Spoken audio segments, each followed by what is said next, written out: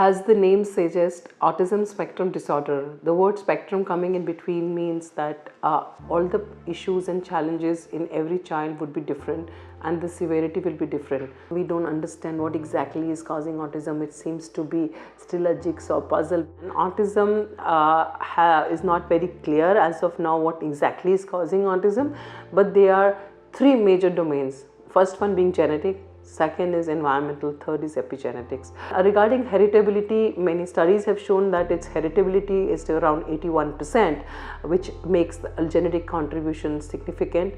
There may be many, more than 1,000 genes which have been identified to have associated with autism spectrum disorder, and they may have various kind of defects, including many copy number variations as well. Regarding environment, there are studies which have shown that pregnant mothers' exposure to air pollution, the mothers having being on drugs like valproate or some SSRIs, and some malnutrition, sometimes zinc deficiency and all has been shown, plus exposure to pesticides. We are exposed to pesticides in a big way when the contaminated foods and vegetable, what we are, fruits and vegetables we are taking was contaminated. So that has also been shown as a possible associations. We have to keep in mind heavy metals, which exposure, and we have found in a study lead, mercury, arsenic and cadmium, and have been shown to have toxic levels, higher levels in these children with autism compared to age and gender match controls. Is epigenetics.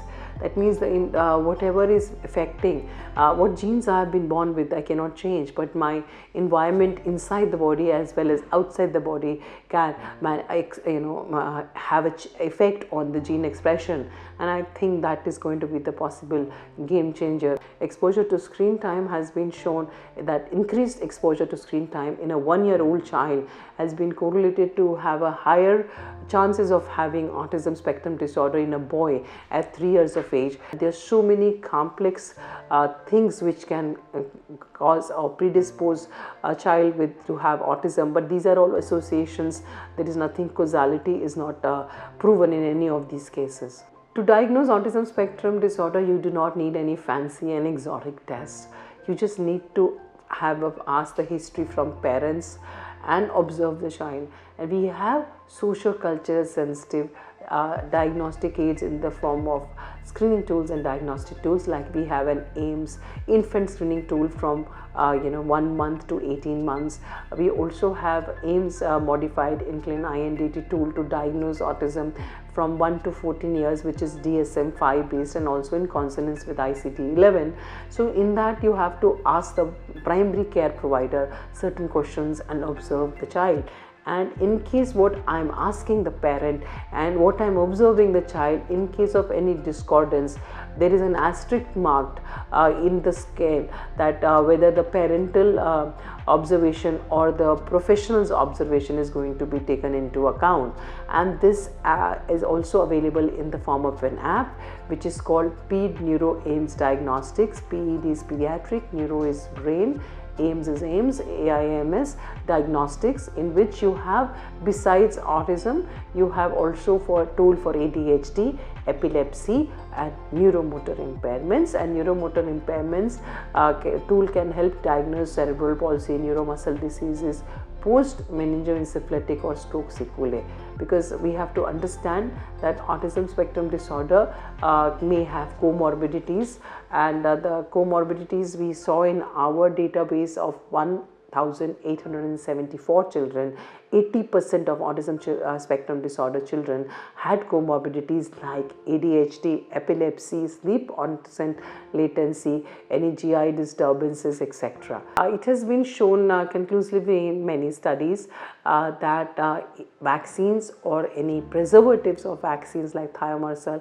have not been shown to cause autism spectrum disorder. So by keeping that that in mind, we should encourage the vaccination as per vaccination schedule in our country. Autism spectrum disorder is not curable. Curable because curable, you think that you're going to treat it and forget about it one day. So it is treatable though. All the issues and challenges have solutions. So once an autistic child remains autistic for life, but I want to bring in the word of remission in between. The information is not complete about causation, so there are so many informations about treatment which keeps coming up. So I think it's important for parents to be aware of what are evidence-based sources which are available. Like we have our website which is called www.pedneuroaims.org.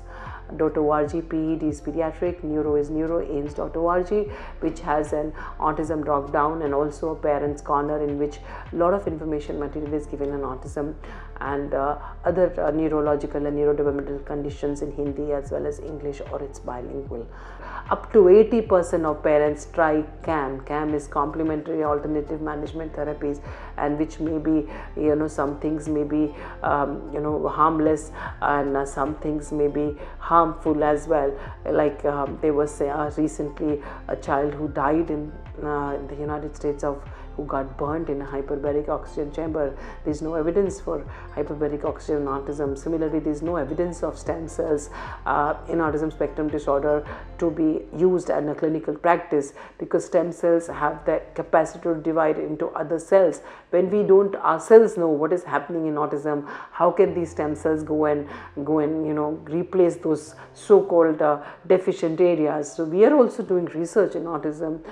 So, but clinical service still stem cell is not available, and it should not be considered. There's a lot of lack of humanistic view of life by the general people, and so much stigma attached to any special needs children, and that is why it is important for parents to understand that it is their right to have access to all these things, and nobody has the right to look upon down upon any child who either physically or as a in a behavior wise appear as an different from anybody else. And but the parents have to understand that, other people have to understand that. But if suppose there is a problem in getting into school, or any problem at the airport, then the parents should communicate to the respective higher authorities, so that they should understand what in ground reality is happening, so that they can make those respective changes. We are a long way from making an all-inclusive neurodiverse world. And in a recent paper, it was shown that if there was increased screen time at 1 year of age, at 3 years of age, more children had autism, and at more girls had autistic traits at 3 years of age. So it is, and the duration of screen time was also correlated with towards causing autism.